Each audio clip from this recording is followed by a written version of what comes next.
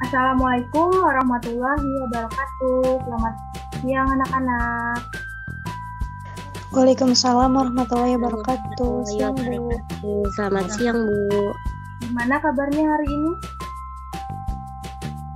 Alhamdulillah baik, Bu.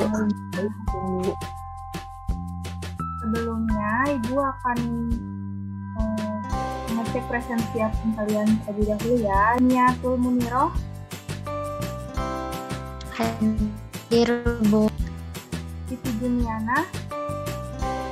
Hadir, Bu. Esra Yohana. Hadir, Bu. Jumena. Hadir, Bu. Sebelum memulai pelajaran, kita akan menyanyikan lagu Garuda Pancasila agar menciptakan rasa nasionalisme dalam diri kita.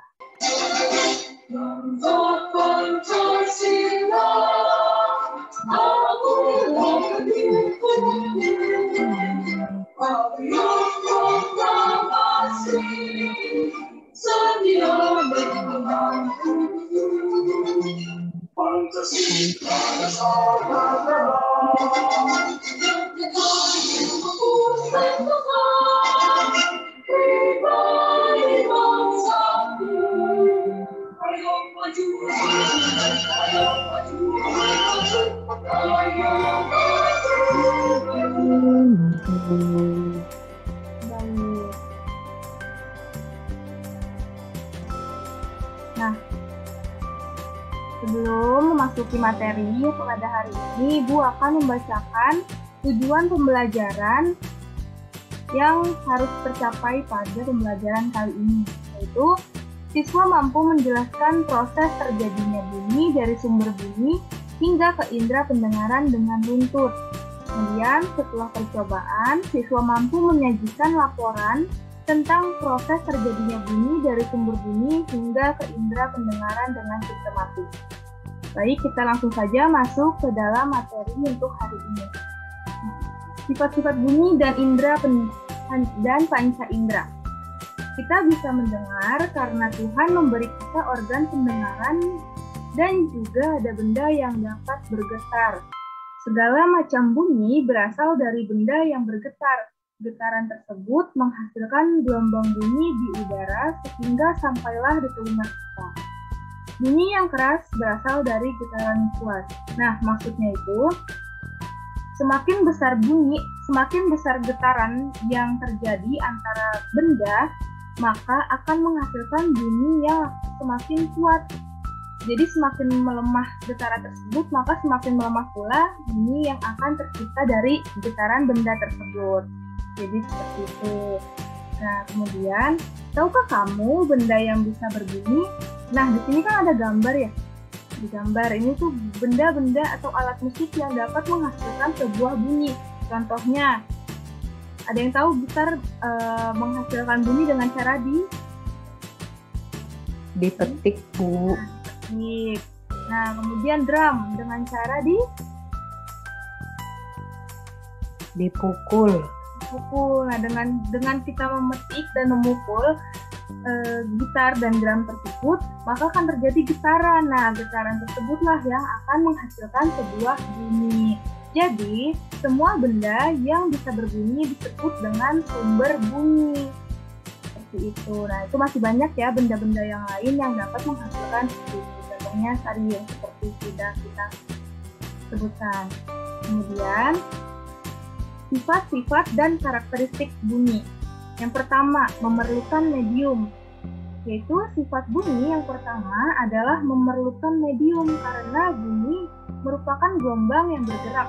Maka dalam pergerakannya, gelombang bunyi memerlukan media penghantar atau medium.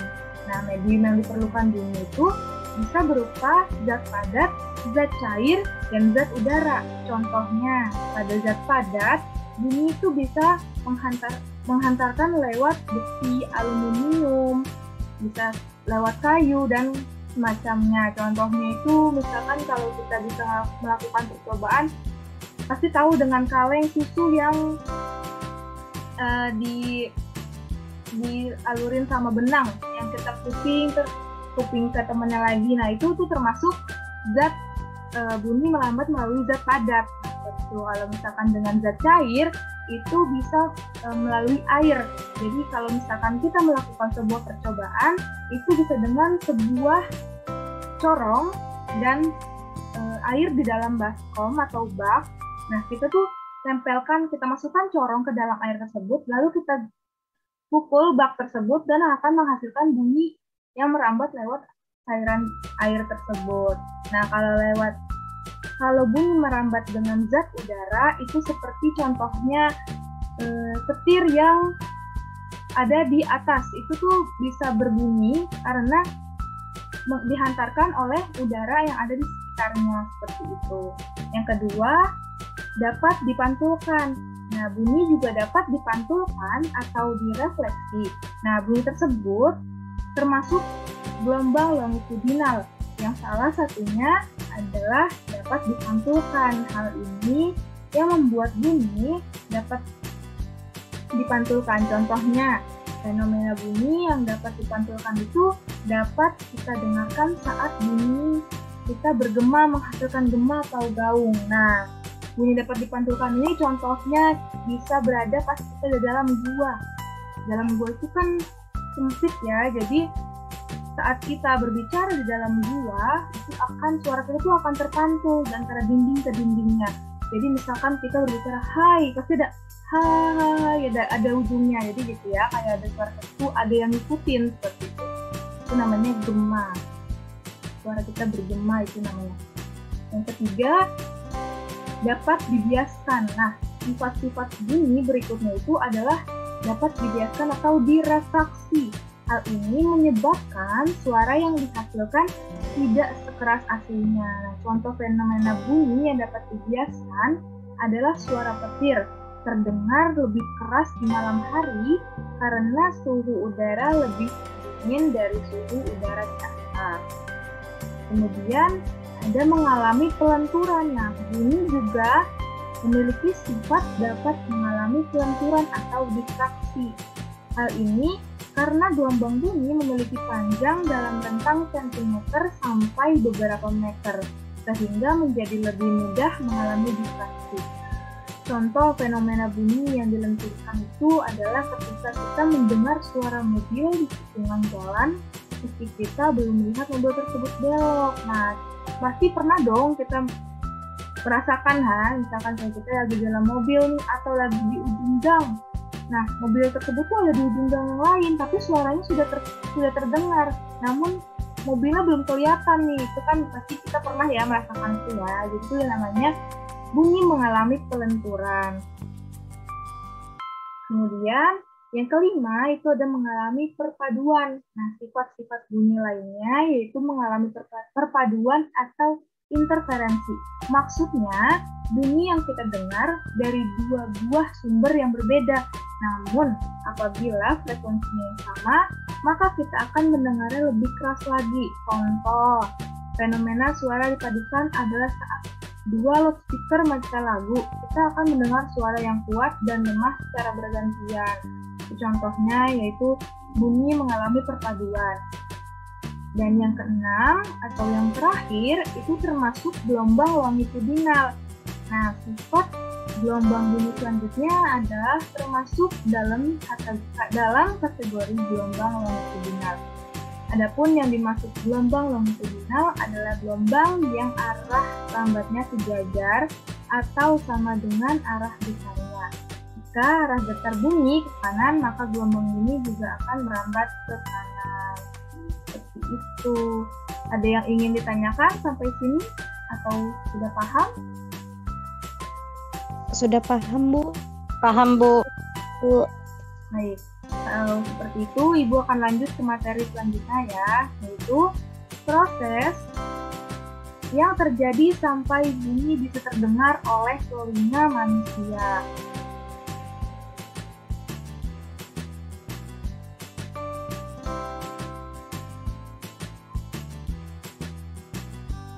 Nah, mendengar mungkin terlihat seperti proses yang terjadi begitu saja ya. Jadi kayak kita mendengar suara, kita mendengar lantunan alat musik, itu seperti terjadi begitu saja, kita tanpa tahu caranya mengapa bunyi tersebut bisa terdengar oleh kita dan bagaimana sih prosesnya gitu kan.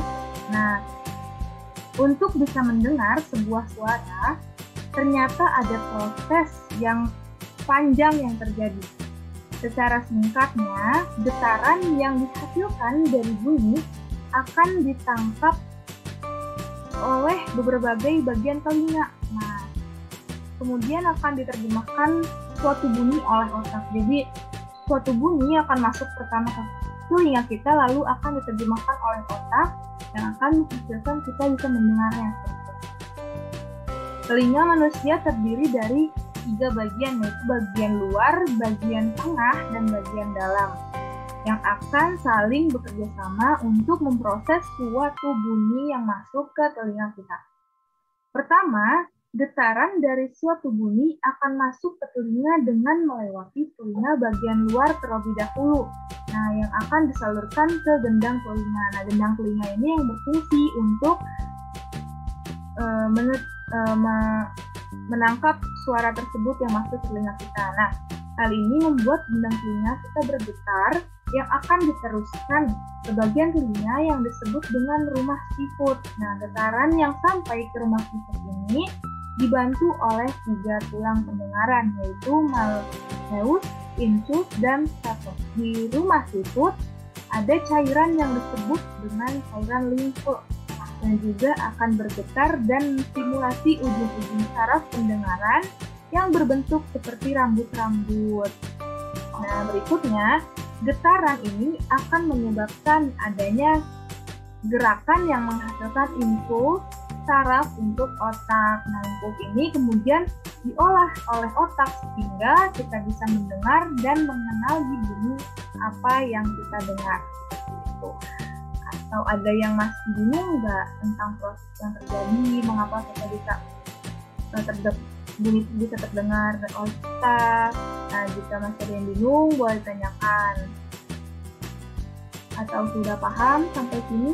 Kalau misalkan sudah paham, Ibu akan memperlihatkan sebuah video percobaan tentang sifat-sifat bunyi. Assalamualaikum warahmatullahi wabarakatuh. Di dalam video ini, kita akan melakukan beberapa percobaan mengenai sifat-sifat bunyi. Sifat-sifat bunyi terdiri dari 3 macam. 1. Bunyi merambat memerlukan medium. Yang kedua, bunyi dapat dibiaskan. Dan yang ketiga, bunyi dapat dipantulkan. Sifat bunyi yang pertama yaitu bunyi merambat memerlukan medium. Rambatan bunyi ini dapat terjadi melalui benda padat, cair, maupun gas. Percobaan ini menggunakan 2 kaleng yang sudah dilubangi salah satu tutupnya dan dikaitkan dengan seutas benang. Cara penggunaannya, salah satu kaleng digunakan untuk berbicara dan kaleng yang satunya digunakan untuk mendengarkan. Sumber bunyi tersebut akan terdengar melalui perambatan benda padat, yaitu berupa benang wol.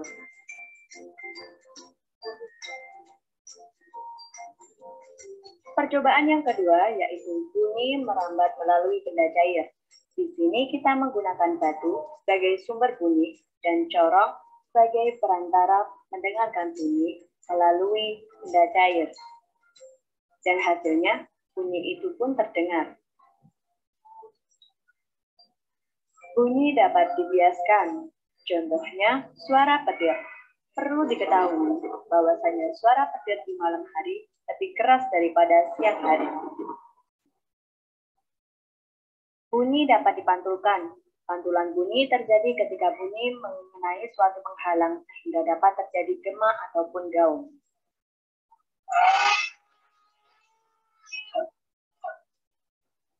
Selain itu, kita juga melakukan percobaan pemantulan dan penyerapan bunyi.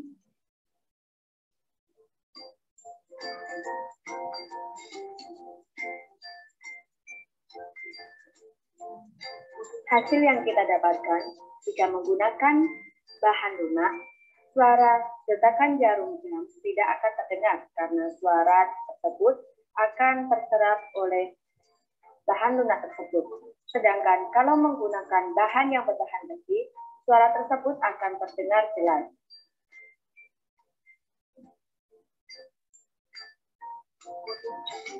Sekian video percobaan dari kami. Wassalamualaikum warahmatullahi wabarakatuh.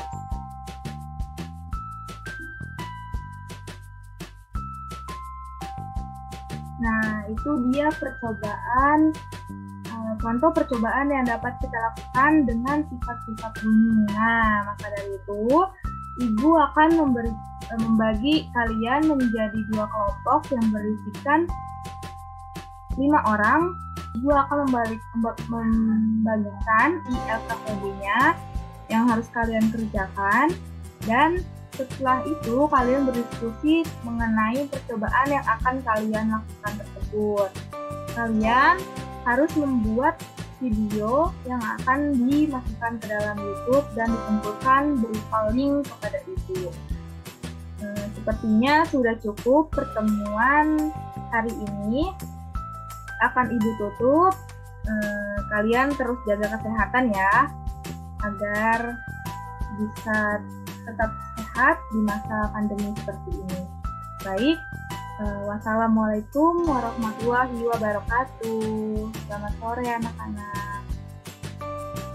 Waalaikumsalam warahmatullahi wabarakatuh.